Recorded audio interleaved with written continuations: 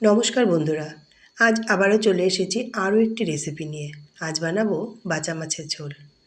বন্ধুরা, আমার এই রান্নার ভিডিওটি সম্পূর্ণটা দেখার জন্য আপনাদের কাছে অনুরোধ রইল।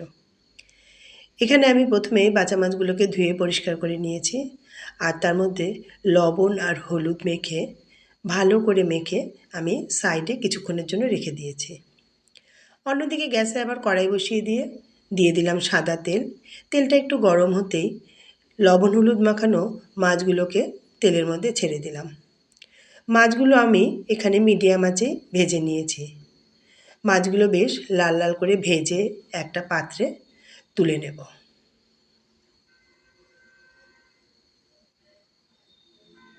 আর কড়াইতে যে মাছ ভাজার যে তেলটা ছিল, সেই তেলের মধ্যে আমি ফোড়ন দিয়ে দেব। একটা তেজপাতা ও 1 চামচ জিরে ফোড়ন দিয়ে দেব। ফোড়নটা হয়ে গেলে পরে আমি আগে থেকেই 5-6টা আলু ডুমো ডুমো করে কেটে রেখেছিলাম, সেই আলুগুলোকে তেলের মধ্যে ছেড়ে দেব। আলুগুলোকে এপাশ ওপাশ উল্টে একটু ভেজে নিয়ে তার মধ্যে কিছু আমি মশলা দিয়ে দেব জিরে বাটা, আদা বাটা, আর পেঁয়াজ আর রসুন একসঙ্গে বেটে রেখেছিলাম, আর কাঁচা ও পাকা লঙ্কাও বেটে রেখেছিলাম, সেটাও দিয়ে দেব।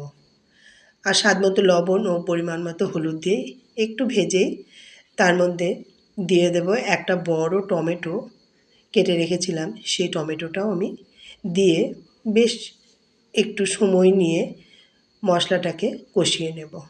যখন মশলা থেকে তেল ছেড়ে আসবে তখন আমি ঝোল দিয়ে দেব, আর ঝোলটা জাল হওয়া পর্যন্ত অপেক্ষা করব।